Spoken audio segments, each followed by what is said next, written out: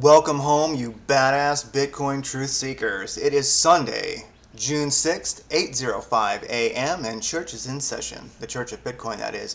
All right, the big Bitcoin conference over there in, what was it? Not Hawaii, but the other island. Anyway, that has come to a close. And I think the best thing that happened there, I linked to it over at bitcoindailyview.com, was a dude who went out on the stage and pulled off some pull away clothing and had all this Doge stuff on.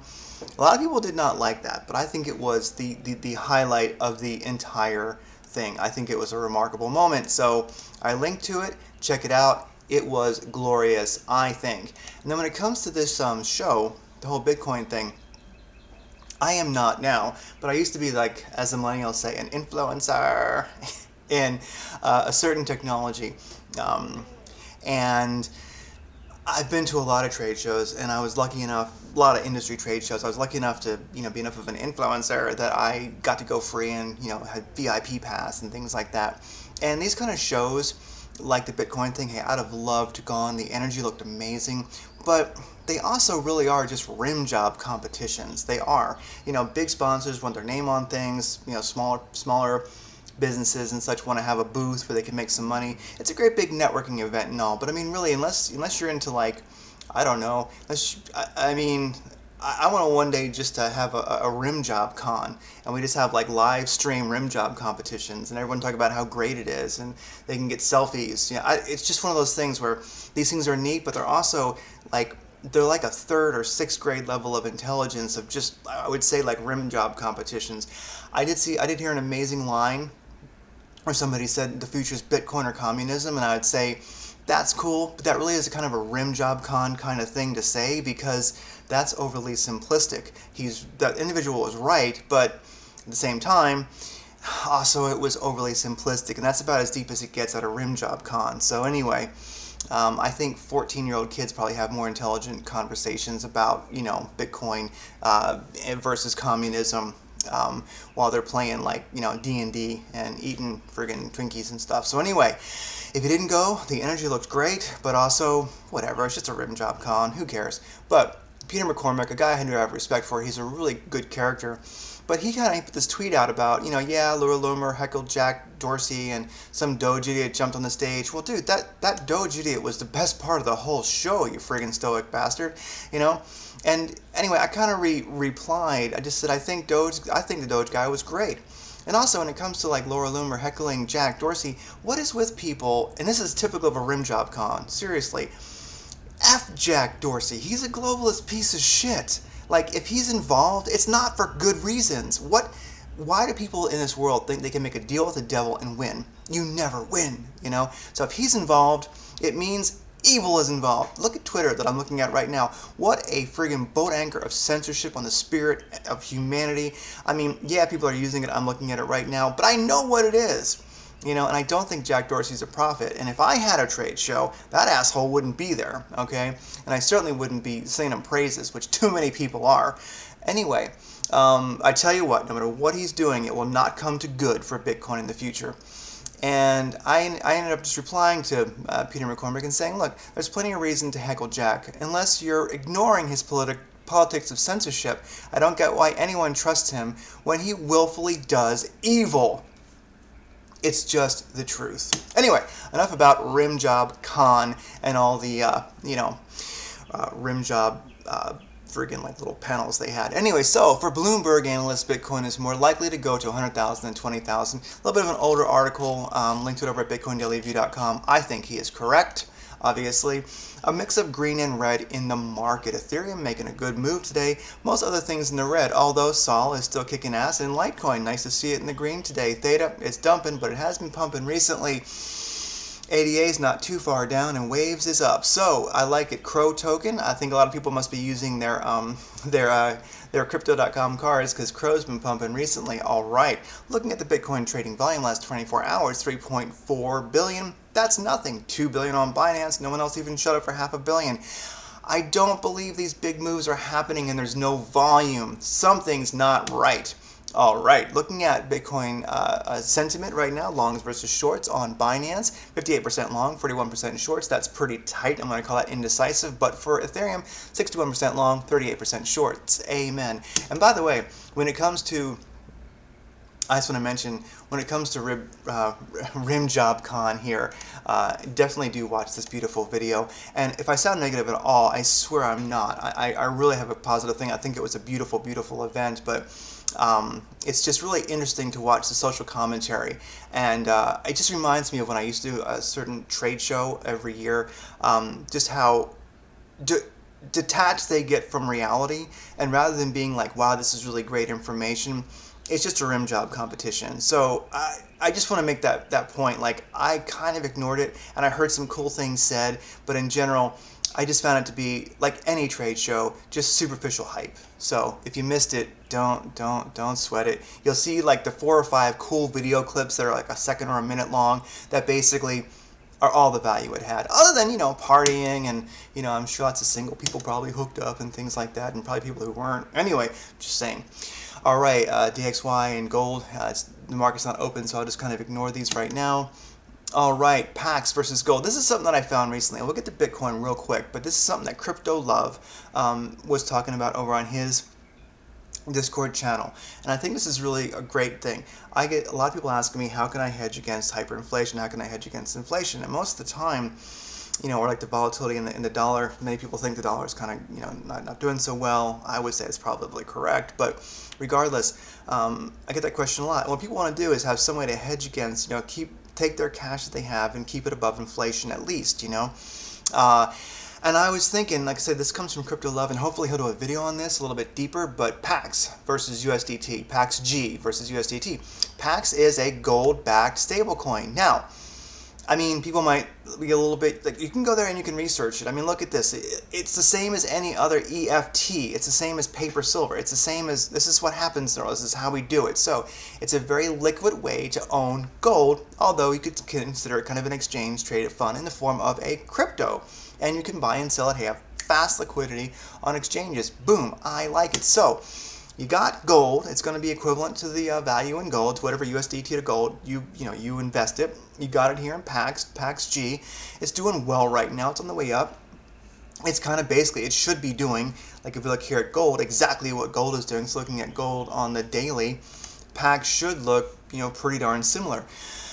I'm still learning about it, but a gold-backed crypto stablecoin is pretty groovy. I mean, I know I can already hear people saying, but, just stop it. You gotta have faith in something. For God's sakes, have some character and do something. Don't just make excuses why you can't, because life's not perfect. Anyway, you can tell I hear a lot of this shit, okay? So anyway, so PAX Gold, doing well, recently. Not bad to look at all. You can see the site, you can see how it kind of works. But what really excites me about PAX Gold is, okay, so you got a gold peg stablecoin, groovy. But check this out. You can put your PAX on Celsius. This is something that Crypto Love kind of turned me on to. Besides just in general turning me on, his little stubble that he has in that bald head does it for me. Anyway, PAX G, 5.5 interest, APR, and they calculate it based on the variance of the price weekly, and you get a little email every week saying you made this much. So if you wanted to hedge into gold, a gold-backed stablecoin, which can be very, very, very, very quickly liquid, which whether gold's going up or going down, you're making 5% interest on that investment. And also, if you want to put put some money into USDC. This is not financial advice. I'm just saying this. That's where I would put it because it's backed by Circle. I think this is the most secure stablecoin there is. And you can make 8.88% interest APR figured out weekly and paid out. So I mean, basically, a lot of people ask me about how can I work to hedge against inflation? Can I protect some of my cash?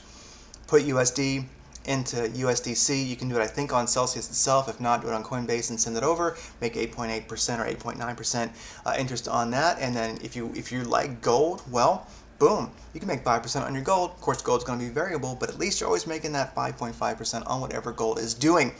Interesting ways to hedge against inflation. Just saying, and maybe even make some Lambo cash. So total Bitcoin, not Bitcoin, total crypto market cap looking rather swanky today. We have a green candle above the 200 moving average still, but this stochastic RSI is trending down. So it's very interesting to see how far that's going to go down. Usually these swings can be pretty damn drastic at times. So that's not a positive thing, but if we look at Bitcoin, on the daily chart, we are still working this glorious positive MACD opening here. Histogram's kind of neutral right now, but still, it has pumped. It has, well, I should say, it has broken to the positive side. We do have some room there. That variance is pretty good. The MACD is a good deal spread out from the signal. I think in general, it's trying to work towards a positive direction. Now, some people say this is a rounded bottom if you discount these wicks here. It's a rounded bottom, and some say that is a good sign. We're still working on getting above that 21 EMA. We're still below the 200 moving average, but in general, this is kind of a positive sign. Now, I see that as a rounded bottom. Yeah, I agree with people, but I'm also seeing if we take these wicks into account, it is an upwards trend. So let's just see how it goes. I do still think this positive MACD cross is very, very swanky positive, and I do think that if Bitcoin gets above this 200 moving average again on the daily, which is around 41 or 42,000, this market cap will just start cranking. It's going to be a great day in the market, especially as we approach it, especially as we get above the 21 EMA.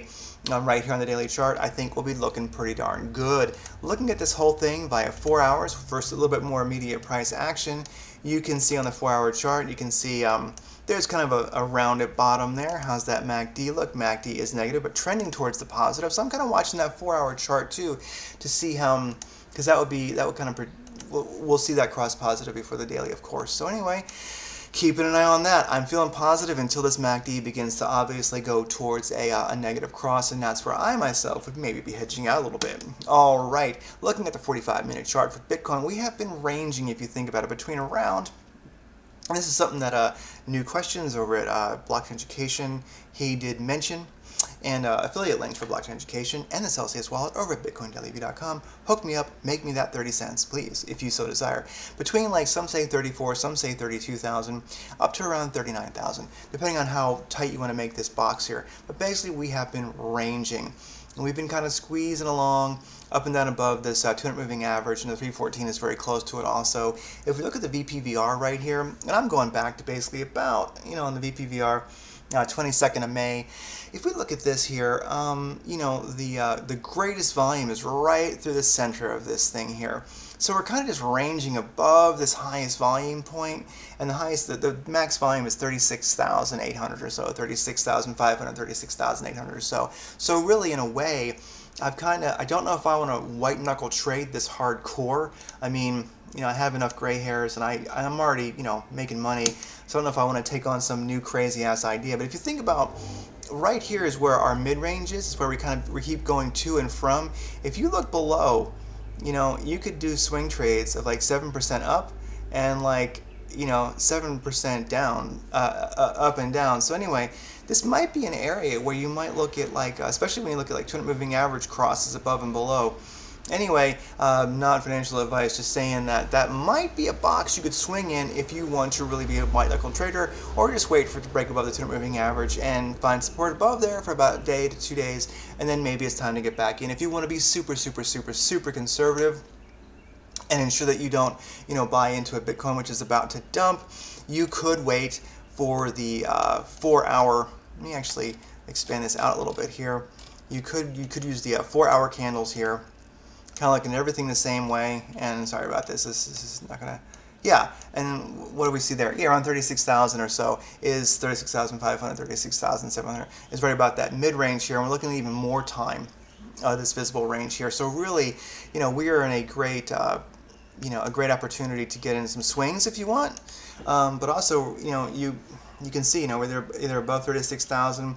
37,000 or below, or either strong or weak. Some swing trades are possible ultimately if you want to do that, or at least get an idea of maybe like the range that we're playing in, because I think it's very obvious we really are working this range here.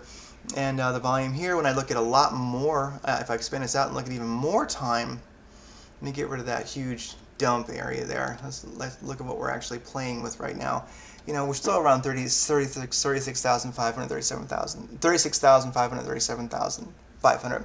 We're still working that mid-range there. So if you're into swing trading, what do you want to, you can go for it. Or also just note, if we get below or above this range, we definitely have broken out of a accumulation pattern that I think big money is working hard. All right, looking at Doge versus USDT. Doge is really amazing. Doge on the 45-minute chart. It has been staying above the 200 moving average, although it did go below this morning, but it's working on breaking back above, and it's actually staying above the 618 fib line. Indicators not too weak. Doge is actually a strong little alt against USDT, against BTC, basically the same thing, staying above the 200 moving average, never even went below it. It's above its 618. It's kind of challenging its .5 fib line. Indicators are not too bad. So anyway, Doge, I'm just really impressed. It's staying strong. I mean, it's not just absolutely just pooping like many alts are, Now, TradeGenius.io, you can find them over at Bitcoin Daily View. I'm just going to keep looking at their 4-hour chart every time we do a little daily view here. And right now we are still after a trend sell, waiting for a sniper buy right here. They have some amazing indicators, and definitely an inexpensive place to have a chat community and learn to trade and get some signals. They're really, really wonderful. They're very, very fun. I'm always in there. You'll see me. I'm Cowboy Craig, always posting crap. And I'm over at Blockchain Education also. So with that said, they're both amazing groups. Good things to be a part of. TradeGenius.io is a little bit less scary as far as price-wise, but if you buy one of their packages, which they always have some kind of a sale, buy a year, get the VIP chat room and such like that. Not only can you do crypto, but you can learn a lot about, there are real badass, amazing traders like Bob Kudla and such who are trading, and they're chatting. They have a Skype chat if you get the VIP level, which isn't that expensive, and you can listen to, friggin' pros trade. You can be like right there, and they're sharing what they're doing. So if you want an amazing education in not only trading, but how the geopolitical world works and how pro traders think and what they do, that's a place to do it. Love to see you there. It's Sunday. Do something holy, be happy. It's a glorious day. Don't let the world's energy get you down right now. A lot of people are kind of depressed, but don't be. It's a glorious future. Great things are happening. I think this is kind of an ominous feeling a lot of people have. It's kind of a calm before the storm. It's quiet. It's too quiet. We all know something crazy is going to happen, but I'm going to think it's crazy good. And even if it's crazy bad, it's going to be crazy good for me and you, because you are a Bitcoin truth seeker, and you know that every Bitcoin Satoshi you own makes a piece of shit, evil, crappy, just ancient reptilian, terrible thing, person, friggin', whatever. Cry. Take care.